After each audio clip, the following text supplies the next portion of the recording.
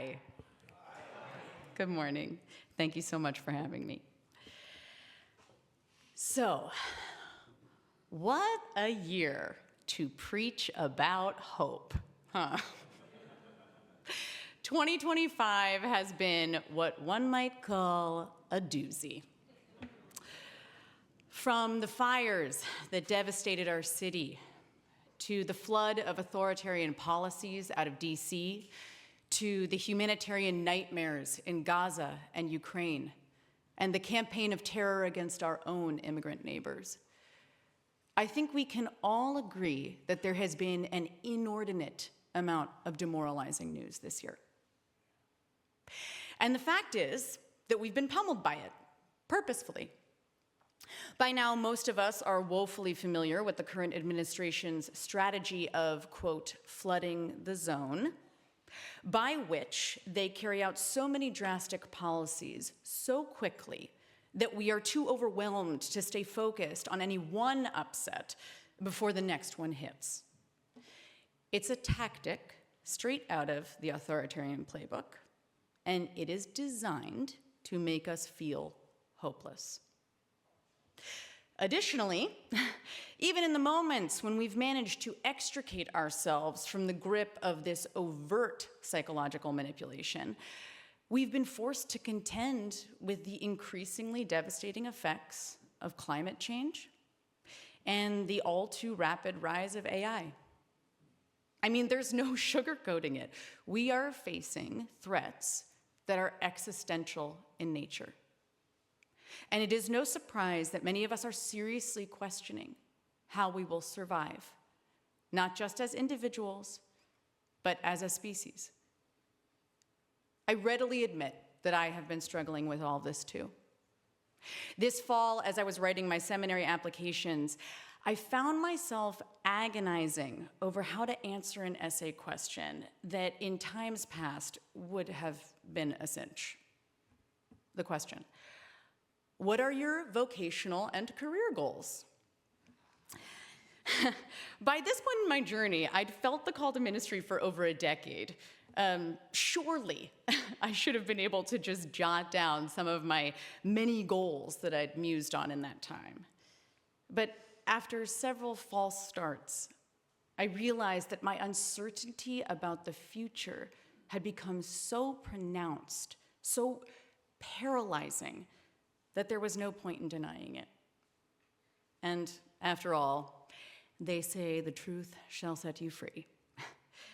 So I wrote, I have never been less sure about my future because there is so much I no longer recognize about my country and about the world around me. I spoke about how I dreamt of congregational ministry and running for Congress one day. But I admitted that I now had serious questions about whether we'd have a functioning democracy in a few years, and about whether I might have to move to a different country or a different climate to give my kid the best shot at a safe and healthy life. I mean, I can tell you in those first few sentences of my essay, I probably wasn't coming across as the best candidate to usher folks from the proverbial darkness into the light. But once I let myself acknowledge all the things that were making it difficult for me to see the bright, hopeful future I had once counted on, something kind of miraculous happened. I suddenly realized the one thing I was absolutely sure of: that people need community. That as long as we have community, we have a reason to hope for better days ahead. I realized that everything else could fall apart, but that my goal, that our collective goal as human beings, should always be to build and foster community. We've all heard the phrase, there is strength in numbers. But I would posit that if we peel that onion back just a layer or two, the core truth of that statement is really more that there is hope in numbers. See, before we can mobilize our combined strength, we must first believe that more is possible for us, that better is possible for us. And honestly, the only way we really start to believe that is by looking to others for inspiration, for guidance, for help, and for hope. There's an archaic definition of the term hope that actually encapsulates this community idea beautifully. While our modern understanding of hope centers around a mere wish or a desire for something to happen, the archaic definition of hope is actually trust. According to, well, the collective wisdom of the internet, don't worry, I will definitely do a better job of citing my sources in grad school. Hope was, quote, the reliance on something or someone as a source of expectation.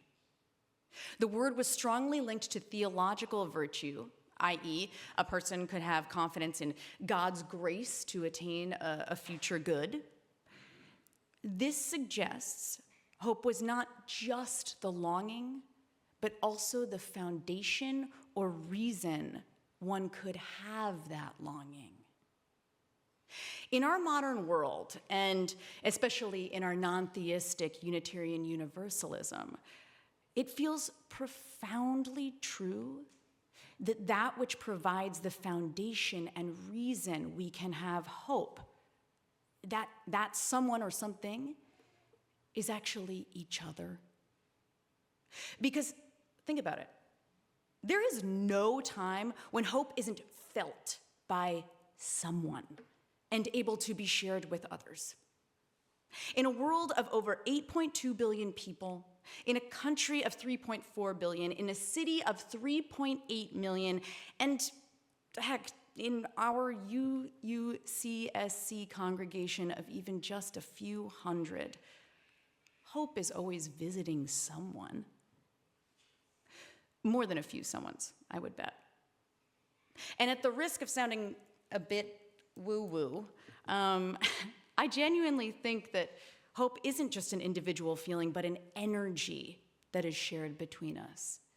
Energy that is neither created nor destroyed, but rather always in motion, always swirling around and through and being passed from one person to the next in direct relation to our connection with each other.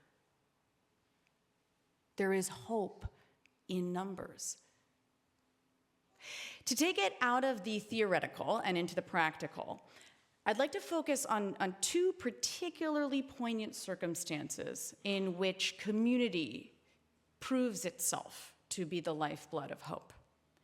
And fair warning, it's gonna get dark here for a moment, but I promise we are barreling towards the light. So, on April 1st, 2015, my younger sister, Kim, my only sibling, my best friend, took her life. I told you, it's dark. Following her death, I spent 2 weeks back home with my family in Connecticut. And while the fresh sting of grief was excruciating, those 2 weeks were marked by a constant rotation of loving family and friends at our house, and by Kim's truly exquisite memorial service. It seems strange to describe that brief period as beautiful, but it really was. Kim's spirit was still so present, and her memory was both grieved and celebrated every single day by people from every corner of her life and ours. 10 years later, it still remains one of the most poignant, divine experiences of community I've ever known. But as anyone who has experienced profound loss knows, immediately following this time of being held so closely by so many, the real grieving begins. Friends return to their daily lives as they must, and you're left with the dawning realization over and over and over again, like some unrelenting nightmare, that your loved one is gone and you are still here. That you are alone in a terrible new way. Upon returning to LA, it would have been very easy to lean into the experiential chasm that now separated me from pretty much everyone I knew, and just, sequester myself until who knows when. But by the grace of God or Kim or I don't know, the years of acting training that taught me the merits of being vulnerable in front of other people, I knew that what I actually needed was to be in the company of people who knew what it was to grieve.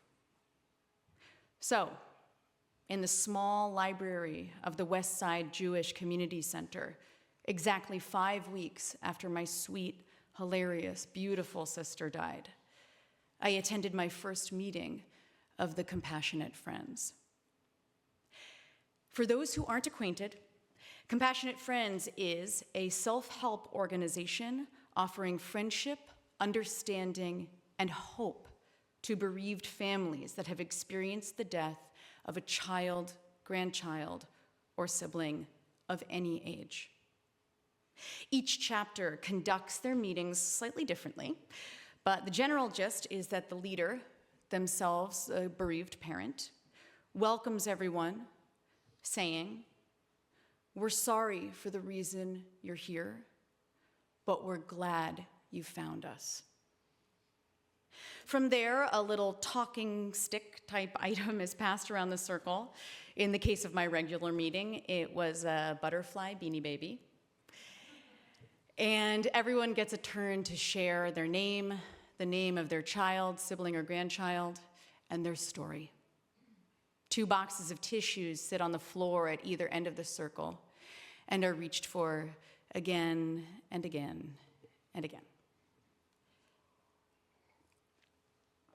Now, at this point, I could tell you about my own journey of hope at Compassionate Friends.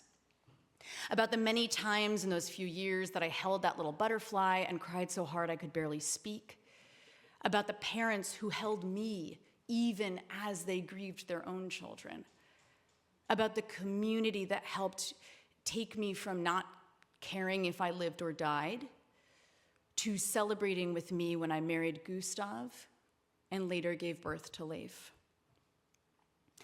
But what I actually want to tell you about is what I witnessed of hope at Compassionate Friends. It is the rare person who knows what it is to sit in a support group of parents who've lost children, of people who have experienced what is largely considered to be the worst loss a human being can suffer. It is everything you would imagine, extraordinarily sad, painfully raw, and really, really heavy. But it is also unexpectedly hopeful. Because, like any support group, there are people who have been coming there for years. People who now come less for themselves and more for the newcomers who cannot yet feel that light of hope. People like Anne, whose 8-year-old daughter, Angela, died 20 years ago from complications of a genetic disorder. Anne's soft, steady voice and sweet disposition makes everyone's heart feel a little gentler in her presence. Or Edie Happy, that is really her last name, a 25-year Compassionate Friends veteran who is truly the embodiment of that last name. Edie's 19-year-old daughter and only child, Roberta, was murdered by a stranger while she was out on a walk. And though it is next to impossible to imagine how any parent could ever smile again after that, Edie does, genuinely, freely, and generously. Her buoyant energy is a gift to everybody that comes to group. Or finally, Kathy, who started attending Compassionate Friends around the same time I did. Over the past decade, I've watched Kathy grieve her son, Michael, who died suddenly at 29 of an enlarged heart. I watched as her grief transformed from all-consuming darkness to something she now carries with a certain ease. Kathy helps show newly bereaved parents that though the grief doesn't go away, its heaviness really does get lighter. What I've learned at Compassionate Friends is that when we are in community with others, we have access to hope even when we cannot feel it ourselves. Really, the ubiquitousness of support groups of all kinds is such a testament to this idea. It's why every single week, dozens, if not collectively, hundreds of people show up at our church for Alcoholics Anonymous meetings. Because there is hope in connecting with and being accountable to others who are also walking that same path. Despite whatever specific darkness brings people to support groups, they show up over and over again precisely because on some level we all know that there is hope in numbers.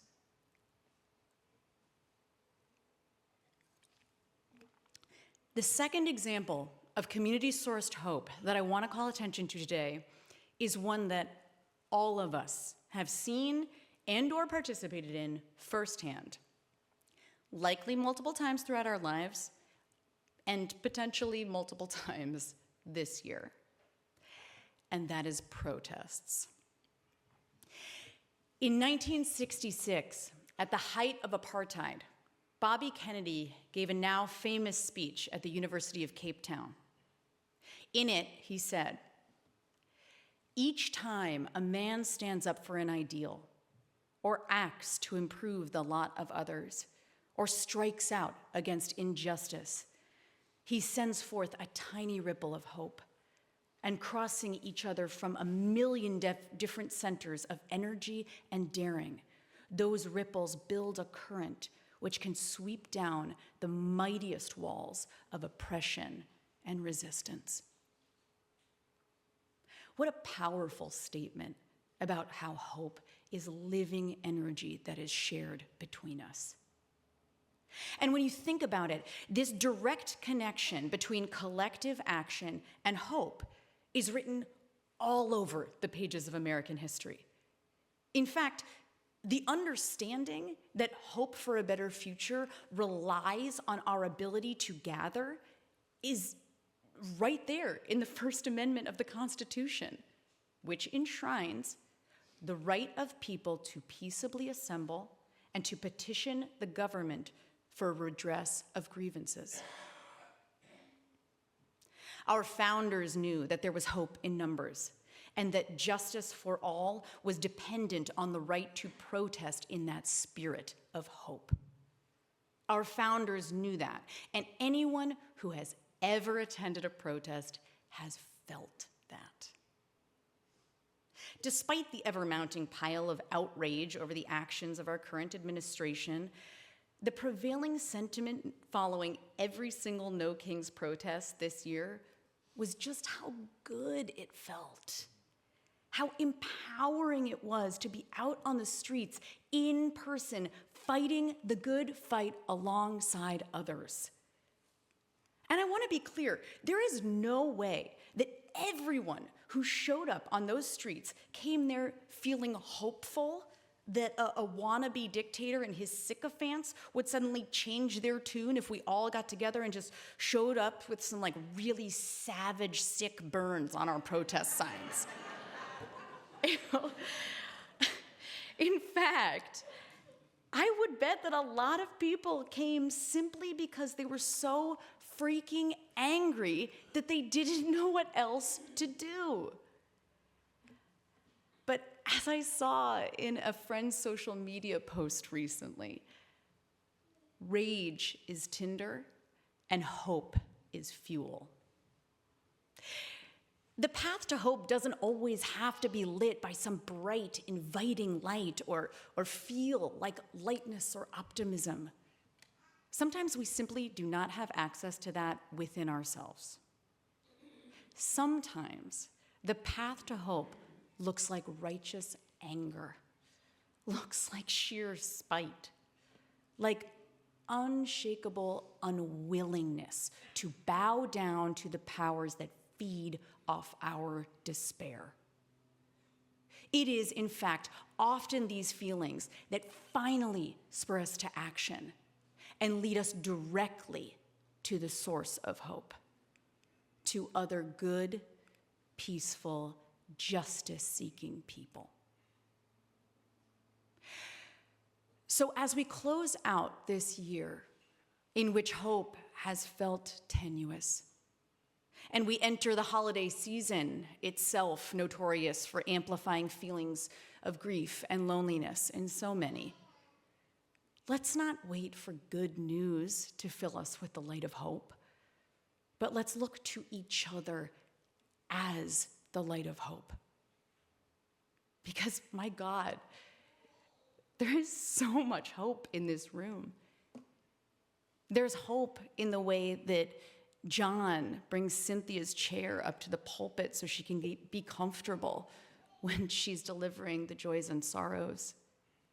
There's hope in Joyce's unprompted offer to drive Cheryl to and from her appointment to back surgery this past week.